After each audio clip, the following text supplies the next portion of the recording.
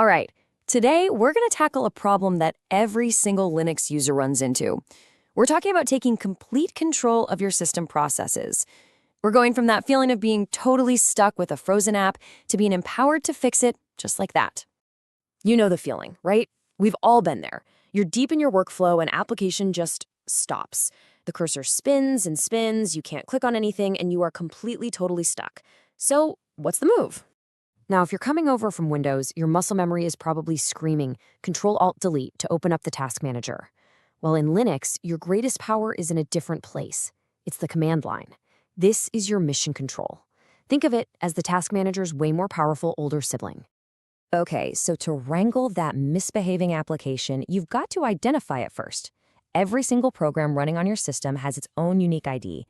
And our first mission is to find the ID of that one pesky process that's causing all the trouble. So the classic way to hunt down a process is this two-step combo.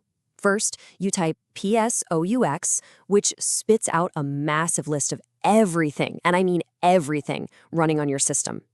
Then you use that little vertical line, that's called a pipe, to funnel that whole list into the grep command, which acts like a search filter to find the exact line you need. But there is a much, much cleaner way, a real game changer, honestly.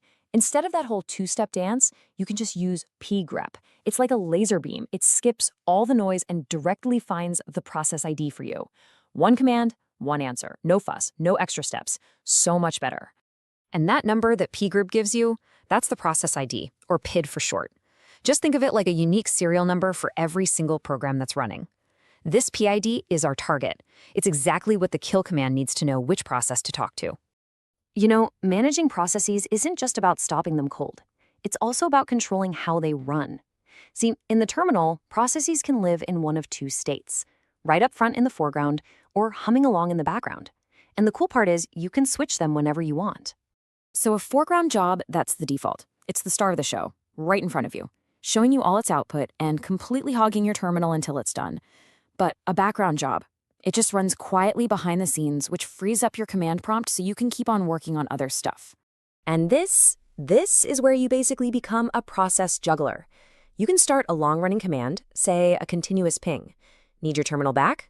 Bam! Hit Ctrl-Z to just pause it. Then type BG, and you send that paused job to continue running in the background. And whenever you need it back, just type FG, and it zips right back to the foreground. It's total control. Okay, now let's talk about the kill command. And I know, the name sounds a bit aggressive, right?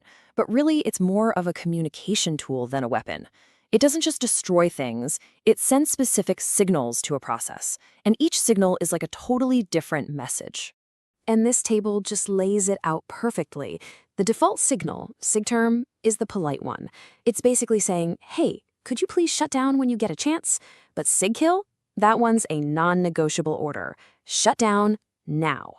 And what's really fascinating is that the keyboard shortcuts you use all the time, like Control+C and Control+Z, they're just sending these exact same signals under the hood. So what happens when a process is so broken, so stuck, that it just completely ignores your polite sigterm request? Well, that's when you stop asking nicely. It's time to bring out the heavy hitters for the ultimate takedown.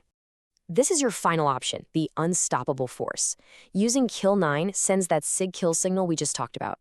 This is not a request, it's a direct order to the operating system itself to pull the plug on that process immediately.